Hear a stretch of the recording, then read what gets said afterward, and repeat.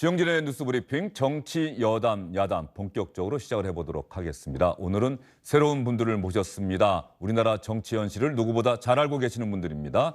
최재성 전 청와대 정무수석, 김재원 국민의힘 최고위원과 함께합니다. 두 분 어서 오십시오. 안녕하세요. 예, 두 분과 함께할 이야기는 조금 전에 청와대에서 들어온 소식이 하나 있습니다. 박경미 청와대 대변인이 브리핑을 통해서 밝힌 내용인데요. 문재인 대통령이 화천대유 특혜 의혹과 관련해서 검찰과 경찰은 적극 협력해 신속하고 철저한 수사로 실체적 진실을 조속히 규명하는 데 총력을 기울여 달라고 말했다고 박경미 청와대 대변인이 청와대 출입기자들에게 전했습니다. 문재인 대통령은 얼마 전에 청와대에서 이런 얘기가 나왔었죠. 화천대유 특혜 의혹, 대장동 개발 사업 특혜 의혹과 관련해서 청와대는 엄중하게 사안을 바라보고 있다. 여기에서 한 걸음 더 나아가 검찰과 경찰을 향해서 철저하게 수사를 해달라고 촉구한 내용입니다. 그러면 박경미 청와대 대변인이 이런 내용을 기자들에게 전하는 장면 여러분과 함께 확인해 보도록 하겠습니다. 문재인 대통령은 대장동 사건에 대해 검찰과 경찰은 적극 협력하여 신속하고 철저한 수사로 실체적 진실을 조속히 규명하는 데 총력을 기울여 달라고 말했습니다. 최재성 전 수석님 어떻습니까? 문재인 대통령 청와대에서 사안을 엄중하게 바라보고 있다.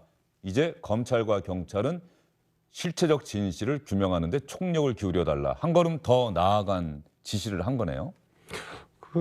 어떻게 보면 당연한 말씀이고요. 이것이 이제 일반 사건이 아니고 그야말로 국민들이 다 지켜보고 있고 또 여야를 넘어서서 또 여당 내부에서도 또 이 갈등이 있고 논란이 있는 문제이기 때문에 빨리 진실을 규명하는 것이 중요하겠다. 이런 것은 어찌 보면 당연한 거고요. 그만큼 이제 국민적 관심사가 높고 또 중요한 사안이다 이렇게 보고 있다는 반증 아닌가 싶습니다. 청와대에서 근무를 하시고 대통령을 보좌를 하셨는데 말이죠.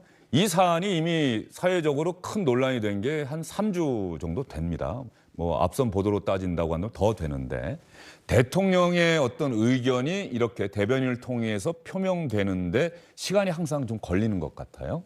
뭐 상황을 청와대 나름대로 좀 정밀하게 파악하는데 시간이 걸리기 때문입니까? 어떻습니까? 실질적으로 수사 상황이나 진행 상황에 대해서는 적어도 문재인 정부, 뭐 그전에 노무현 정부도 마찬가지였습니다. 파악하고 있지는 않습니다. 그러면은 지금 이제 나와 계시지만 국민의힘이 집권했을 때는 뭐 어땠는지는 뭐 다 알고 있지만요. 저희들이 집권했을 때는 검찰에 대한 이제 수사 상황 정보라든가 이런 것들이 전혀 뭐 이렇게 입수되지 않고 있고 또 이 대선 과정에서 아주 예민한 사안 아닙니까? 이것을 섣부르게 또 알려고 하는 행위 이런 것들 자체가 진행이 되지 않고 있다 이렇게 보는 것이 더 정확합니다. 그래서 대통령의 의견을 표명하는데 좀 시간이 걸릴 수밖에 없다. 그런 취지신 거죠? 그렇습니다. 예. 그리고 이게 두 가지 아닙니까? 실체적 진실 규명에 총력을 다하라, 철저 수사하라 이거는 의혹이 있고 이것이 또 사실상 문제가 될 가능성이 클 경우 빨리 수사를 해서 엄벌하라는 이렇게 이제 해석될 수 있는 것들이 있고 또 하나는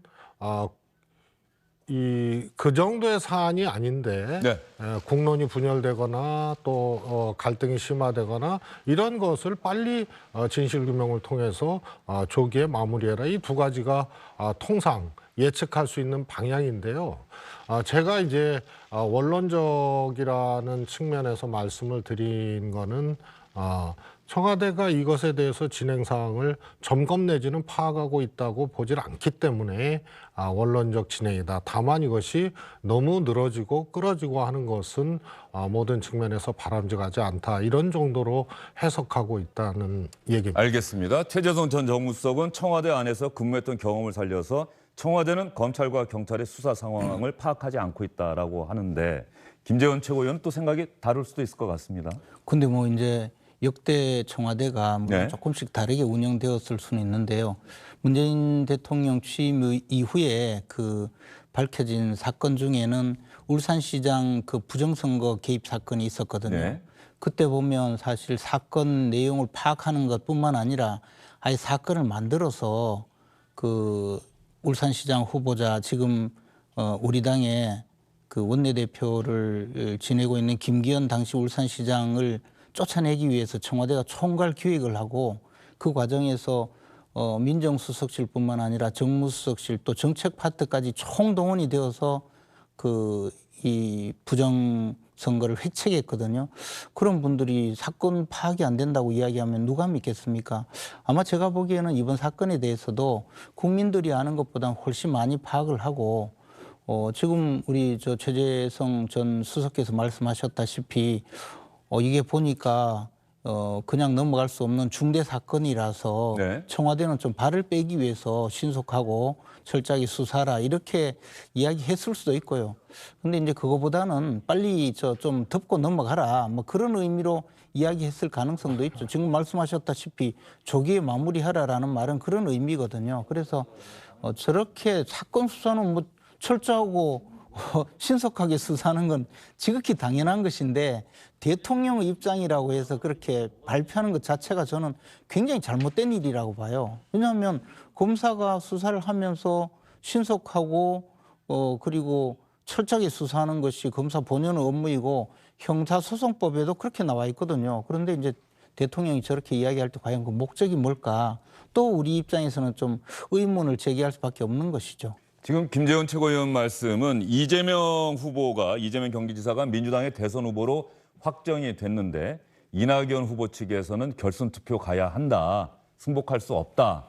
그래서 민주당 내부가 상당히 시끄러운 상황이고 이재명 후보는 후보가 됐는데도 불구하고 대선 후보로서의 본격적인 행보를 지금 하지 못하고 있는 뭔가 좀 어정쩡한 상황인데 그런 상황을 염두에 둬서 청와대에서 이 사안에 대한 수사를 빨리 결론을 내려서 이재명 후보, 김재원 최고위원의 생각이라면 이재명 후보가 빨리 본격적으로 대선 후보로서 행보를 할 수 있도록 해야 한다. 뭐 그런 취지라는 것이 말씀입니까? 그럴 수도 있고요. 예. 우리 또 그 서른 의원께서 말씀하셨잖아요. 곧 구속된다고. 본선에 가면 구속될 수도 있다고 했으니까 예. 정말 벌써 청와대에서 그 사실을 알고 수사를 뭐 제대로 하라는 의미일 수도 있겠지만 저는 그것보다는 뭐 집권당의 후보가 이제 선출이 되었고 그 후보를 중심으로 해서 정권 재창출에 나가야 하는데 당이 어려운 지금 국면에 있고 또 검찰에서 수사를 하면서 이걸 계속 끌고 나가면 아무리 이재명 후보께서 이게 뭐 국민의힘 게이트니 이렇게 하나만한 소리를 계속 하셔도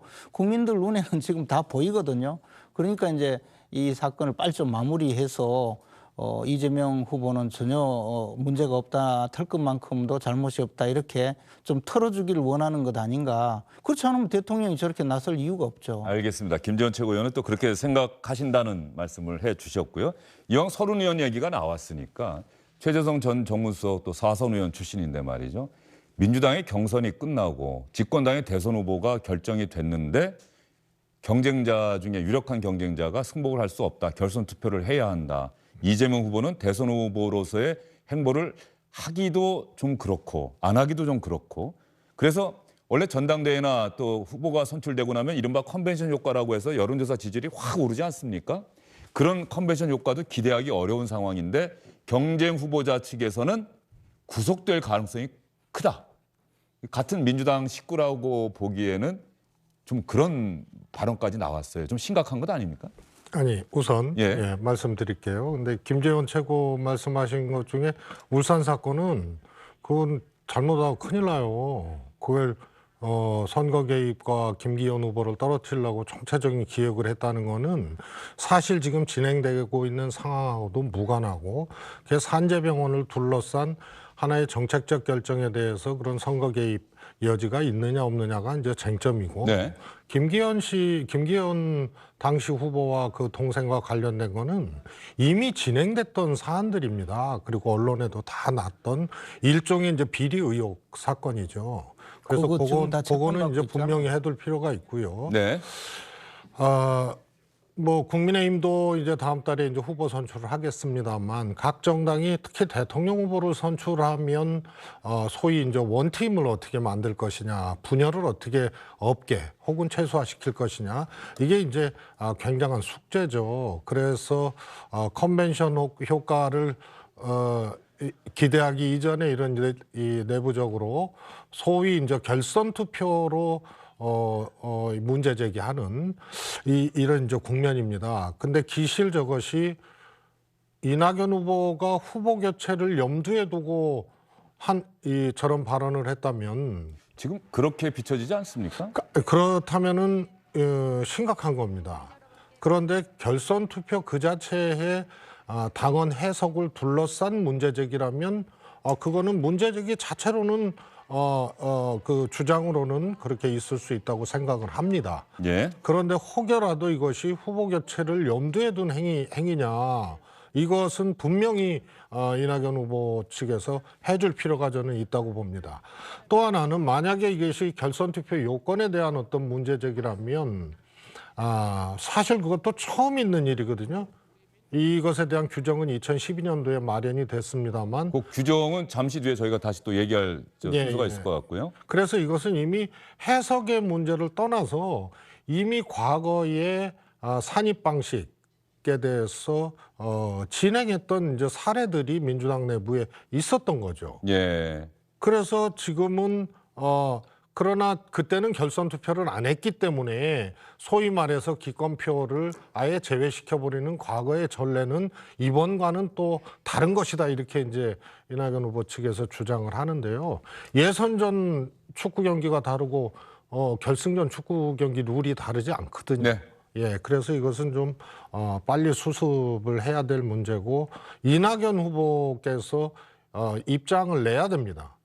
어떤 입장을 내야 되냐. 결선 투표가 받아들여지지 않으면 그러면은 불복할 것이냐. 아니면 승복할 것이냐. 예, 승복할 것이냐. 이 정도 입장은 내놔야 된다고 생각합니다. 알겠습니다. 지금 최재성 전 수석이 이낙연 후보가 빨리 자신의 생각을 밝혀야 한다라고 말씀을 하셨는데 조금 전에 현장에서 들어온 뉴스가 하나 있네요. 이재명 경기지사가 2시 반이 넘었습니다. 2시 반에 긴급 기자회견을 열겠다고 밝혔다고 합니다. 다만 이것이 온라인 기자회견이라고 하는데 아직까지 라인 연결 상태가 매끄럽지 못한 것 같은데 말이죠. 이재명 경기지사가 2시 반에 긴급 기자회견을 한다. 그렇다고 한다면 여러 가지 내용을 추정해 볼 수가 있겠죠. 이낙연 후보 측의 현재 이 불복 움직임에 대한 이재명 후보의 생각이 나타날 수가 있고요. 또 화천대유 특혜 의혹과 관련한 또 대통령의 이야기가 나왔으니까 검찰과 경찰의 수사에 관한 이재명 지사의 생각, 그리고 어제 송영길 민주당 대표가 이야기한 경기도지사직을 빨리 그만두고 대통령 후보직에 전념했으면 좋겠다. 그래서 경기지사직 사퇴 문제에 관한 이재명 후보의 생각이 공개될 가능성이 있는데 잠시 뒤에 라인이 연결이 되면 바로 여러분께 실시간으로 전해드리도록 하겠습니다. 지금 저희가 바쁘게 라인을 체크하고 있다는 점 여러분께 말씀을 드리고요. 이재명 지사가 2시 반에 긴급 기자회견을 한다. 김재원 최고위원은 어떻게 전망하세요? 그렇죠. 뭐 지금 말씀하신 세 가지 외에 정말 제가 이재명 지사 같으면 당에서 결선 투표하라면 하겠다. 뭐 그런 이야기까지도 하면서 당은 뭐 결선 투표를 받지 않는 그런 방식으로 갈 수도 있겠죠. 그러나 지금 뭐 그냥 할 수 있는 것은 지사직 사퇴 뭐 그런 문제가 아닐까 생각합니다. 예. 그리고 일각에서 가능성은 많이 떨어지긴 합니다만은 이제 검찰이 빨리 수사하고 이재명 지사는 특검에 대해서는 부정적인 태도를 보였는데 워낙 사안이 심각하게 엄중하게 진행되다가 되고 있는 상황이니까 뭐 전격적으로 뭐 검찰과 경찰의 수사 상황 지켜본 뒤에도 국민이 납득하지 못한다면은 그때 특검으로 수사하는 것도 나는 찬성이다. 뭐 이렇게 혹시 밝힐 가능성은 어떻게 보세요? 평소 보면 이재명 지사는 절대로 조금이라도 양보하는 성격이 아니라서 지금 말씀은 전부 조금 양보하는 이야기거든요. 저는 그냥 경기지사를 사퇴하는 그런 정도 이야기가 아닐까 생각을 합니다. 예, 최재성 전 수석은 어떻게 전망하세요? 예, 우선 제일 큰 게 경기지사 사퇴에 방점을 좀 찍을 수 있는데 예. 경기지사 사퇴는 저거 빨리 돼야 됩니다. 예, 다른 왜 걸 그렇게 보세요? 떠나서 현직 지사는 선거 중립의 의무가 있잖아요. 그래서 후보의 정치적 행위하고 사실 충돌되는 거예요. 그래서 보통 각 정당이 후보를 선출하는 소위 경선, 예선전까지는 양해가 되고 본선에 진출한 후보가 법정 선거운동 기간이 오기 전에 후보와 공식 선거운동 기간이 오기 전까지의 이 정치적 공백기가 있는데 지사면 아무것도 못하는 거예요. 그래서 지금까지 뭐 사례는 없었습니다만 빨리 후보가 선출되면 사퇴를 하는 것이 맞기 때문에 거기에 오늘 좀 시급한 문제니까 방점을 좀 찍고 싶습니다. 그런데 말이죠. 이 경기지사 관련해서는 이재명 후보가 이미 오랫동안 너무 많은 얘기를 했잖아요. 저에게 대선 후보지 자리와 경기지사 가운데 하나를 택하라고 한다면 저는 경기지사를 택하겠습니다. 그런데 후보가 되자마자 민주당 지도부에서는 그만두는 게 좋겠다라고 이야기를 하고 그러면 조금 그건 어떨까요? 다른 거죠. 예. 뭐냐면 소위 경선 과정에서 후보 경기지사직을 던지고 하라는 그런 이제 일종의 이제 주장들이 있었지 않습니까? 거기에 대한 응답이고요. 후보가 선출이 되면 누구든지 뭐 야당도 마찬가지입니다. 현직 단체장이 대통령 후보가 됐다 그러면 빨리 사퇴를 하는 것이 온당한 거죠. 정치적으로 충돌될 수가 있어요. 공직자로서 또 대통령 후보로서 충돌될 수 있기 때문에 그거는 뭐 어느 경우에나 빨리 사퇴하는 것이 타당하죠. 예. 어떻게 보세요? 제가 보기에는 뭐 이재명 지사는 워낙에 말을 잘 예. 바꾸기 때문에 지금 뭐 기본소득 문제부터 시작해서 최근에 그 대장동 그 사건에 이르기까지 말을 안 바꾼 적이 한 번도 없거든요. 뭐 근데 뭐 지사 사퇴 그 문제 가지고 말 바꾸는 거야 뭐 정말 손바닥 뒤집기보다 더 쉽겠죠. 예. 아니 그게 말을 바꾼 게 아니고 해석을 맨날 바꿔서 하시는 거예요. 대통령 후보에 나온 사람이 지사직과 대통령직을 선택하라면 지사직을 하겠다는 말을 대통령 후보를 안 하겠다는 말로 예. 해석을 하는 것은 그거는 아무리 우리말에 대한 이해도가 각각이라도 그건 지나친 근데 거죠. 그 문제가 아니고 국정감사에 그 출석하겠다고 공언을 했었거든요. 근데 지금 국정감사 출석을 앞두고 이제 출석하지 않는 그런 모습을 보이니까 하는 저는 거죠. 출석하는 방식은 여러 가지가 있다고 봅니다. 잠시만요, 수석님, 잠시만요. 지금 제가 SBS의 그 유튜브 그 뉴스 생중계 라인이 있는데 지금 저희는 아직까지 라인 연결이 안 되는데 이미 이재명 지사가 막 들어왔습니다. 기자회견장에 들어와서 지금 이야기를 하고 있는데 말이죠. 제가 잠깐만 한번 들어보겠습니다. 라인이 연결되기 전에. 기본 입장입니다. 그리고 그 입장에는 변함이 없습니다. 경기도 사무와 무관한 대장동 관련 정쟁이 될 것이 분명한 경기도 국감에 이에 응하는 경기도지사로서의 책임도 중요하지만 그보다 집권 여당의 대통령 후보로서의 책무가 더 중요하니 조기 사퇴하고 대선에 집중하는 게 좋겠다라는 우리 당 지도부의 권유도 충분히 이해합니다. 숙고한 결과 저의 당초 입장대로 경기도 국감에 임하기로 했습니다. 대장동 개발과 화천 대유 게이트 관련으로 정치 공세가 예상되지만 오히려 성과를 실적을 설명하는 좋은 기회가 될 것으로 판단합니다. 이후 사퇴 시기 문제는 국감 이후에 다시 판단하고 말씀드리도록 하겠습니다. 많은 분들이 오해를 하고 계신 게 있고 또 일부 언론과 일부 정치 세력들이 본질과 줄기는 빼고 지연 말단적인 사안들을 왜곡하고 또 가짜 뉴스를 만들어서 마치 개발 사업에 뭔가 문제가 있는 것처럼 주장하고 있어서 몇 가지만 말씀드리도록 하겠습니다. 아주 세부적인 팩트는 이렇습니다. 대장동 개발 사업은 원래 LH가 공공개발을 추진하고 있었는데 제가 당선된 이후에 2010년 예, 지금부터는 아마 이재명 지사가 평소 이 화천대유 특혜 의혹과 관련해서는 여러 차례 한 얘기가 있어서 그 설명을 다시 하는 것 같고요.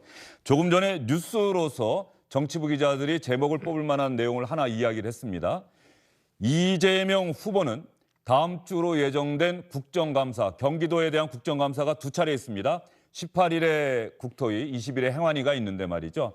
국정감사에 경기도지사로서 출석하겠습니다라고 이야기를 했습니다. 다음 주까지는 경기지사직을 유지하겠다는 거고요. 그 다음에 경기지사직을 사퇴하는 문제는 그때 가서 다시 검토해 보겠습니다라고 이야기를 했습니다.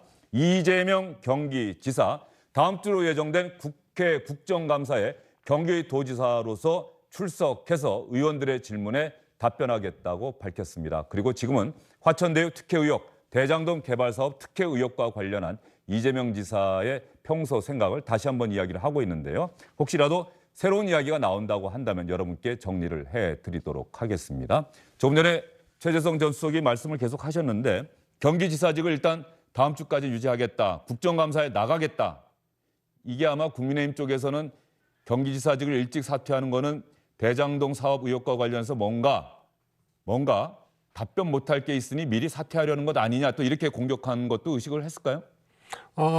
오히려 지사직을 국정감사 이전에 이제 사퇴를 하게 되면 네. 이제 그런 공세나 문제 제기가 있을 수 있죠, 야당으로부터. 그래서 그것을 두려워하지 않고 정면 돌파하겠다 이런 이제 뜻으로 읽혀지고요.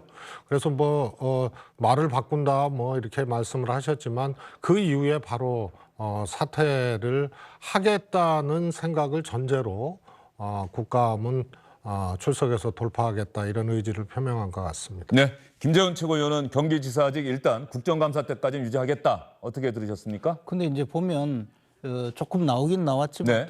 또 옛날 얘기 똑같이 하거든요. 아마 국정감사장에 가서 뭐 국민들께 질문이 뭐든 그냥 일관되게 자기 주장만 하다가 끝낼 것 같은데요. 저런 식으로 오만불손하게 이제 국정감사를 받는다는 것 자체가 사실은 국민에 대한 예의도 아니고 앞으로 이제 지금 이 화천대유의 뭐 실소유자가 누구냐, 뭐 천화동인 1호가 누구 실소유자가 누구냐 이런 이야기와 아무 관계없이 옛날 하던 이야기를 그냥 끝까지 줄기차게 하겠다는 그런 의지거든요. 저런 이야기는 오히려 국정감사장을 자신의 정치적인 선전장으로 활용하겠다 그런 의지로밖에 안 보입니다. 알겠습니다. 아니 이래도 문제, 네. 저래도 문제 같아요. 아니, 문제가 국정감사를 피해가면 피해가는 대로 국정감사장에 문제라고 오면 할 거고. 네. 국정감사장에 오면 국민들께 소상하게 자신의 잘못을 좀 인정도 하고 사실도 분명히 밝혀야 되는데 한 번도 사실 이야기한 적 없거든요. 그리고 끝까지 자기가 뭐 엄청나게 잘한 것처럼 지금 자기가 임명한 임명직 그 공직자가 구속이 되고 당군 일의 최대의 뇌물을 지금 받은 사건이 지금 드러나고 있는데도 뭐 무슨 잘못을 했느냐는 식이잖아요. 저는 저렇게 뻔뻔한 분은 진짜 처음 봅니다. 조금 본질에 조금 어긋난 토론을 하고 계시는 것 같은데요. 국정감사에 나오겠다 그랬잖아요. 근데 오만불선하다고 미리 예단하고 그다음에 잘못한 것이 있는지 없는지 다 국민들이 보고 있는데 김재원 의원의 뜻대로 잘못했다고 하고 사과하고 똑같은 주장을 하지 않아야 된다는 것을 그건 김재원 의원님이 짐이고 국가라는 거하고 다를 바 없는 그런 논리인데요. 그거는 좀 지나친 거예요. 알겠습니다. 네, 두 뭐 분이 또 이야기죠. 다시 이 문제 갖고 또 설전을 벌이시는데 말이죠. 이재명 지사가 기자회견을 지금 계속하고 있습니다. 지금은 어떤 얘기하고 있는지 또 잠시 현장을 연결해서 여러분과 함께 들어보도록 하겠습니다. 공원화하는 사업을 당연히 하는 것하고 이것도 미리 집행합니다. 그리고 사업 종료 전에 1,822억을 지급하거나 아니면 성남시가 선택하는 데에 따라서 A10 블럭 임대주택 용지를 무상으로 양도받는 거 이거를 제시하는 하나은행이 선정됐습니다. 그래서 당시에는 1조 5천억 가량을 투자하는 민간 사업자는 대충 1,800억 정도가 이제 예상되는 수입을 갖게 됐고 성남시는 사업이 망하든 흥하든 관계없이 4,400억 정도에 해당되는 이익을 확보했습니다. 그런데 2015년 최악이던 부동산 경기가 2017년 한 2년 지나니까 호전되고 있어서 제가 인허가권을 행사해가지고 갑질이라고 불릴 만한 일인데 이익이 혹시 1,800억 이상 더 날 것 같으니까 1,000억 정도를 추가 부담시키라고 해서 인가 조건에 붙여서 1,100억 원을 추가로 환수했습니다.